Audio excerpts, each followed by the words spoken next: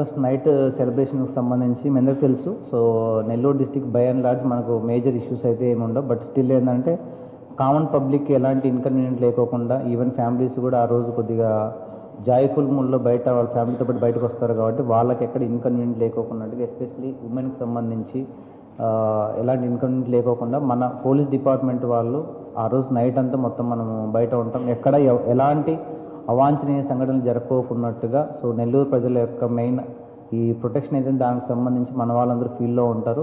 Important ప్లేసెస్లో మన pickets అవన్నీ కూడా వేసుకోవడం జరుగుతుంది. మొత్తం మనకు డిప్లాయ్మెంట్ కూడా ప్రాపర్గా ఎక్కడైతే ప్రీవియస్ ఇయర్ మనకు ఇష్యూస్ జరిగాయో ఏ టైప్ ఆఫ్ ఇష్యూస్ మనకు వస్తాయనే దాన్ని మనం యాంటిసిపేట్ చేసుకొని మనము చేసుకోవడం జరుగుతుంది. సో మనకు మెయిన్ ప్లేసెస్ వచ్చేసి యూజువల్గా ఆ రోజు 31st నైట్ ఏంటంటే ఈ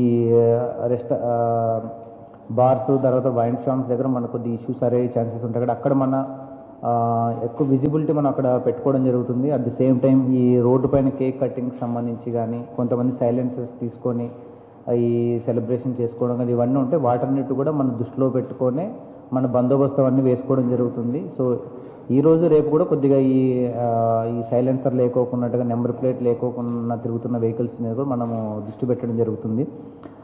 మా సైడ్ నుంచి సో నెల్లూరు ప్రజలకి ఏంటంటే సో ఎలాంటి ఇష్యూస్ జరగకోకున్నట్టుగా 31st నైట్ని అందరూ జాయ్ఫుల్ మోడ్లో జరుపుకునేటట్లుగా అన్ని రకాలుగా మేము ఈ లా అండ్ ఆర్డర్కి సంబంధించి యాక్షన్ ప్లాన్ అని ఒకటి తయారు చేసుకుంది. సో మా వాళ్ళందరూ ఆ రోజంతా ఫీల్డ్లో ఉండి సో అన్ని రకాల జాగ్రత్తలు తీసుకుని at the same time public కూడా మా రిక్వెస్ట్ ఏంటంటే సో ఈ జాయ్ఫుల్గా ఎంజాయ్ చేసుకునేది పక్కన వాళ్ళకి ఇబ్బంది కలుకోకున్నట్టుగా చేసుకోవాలని చెప్పేసి మేము కోరుకుంటున్నాం.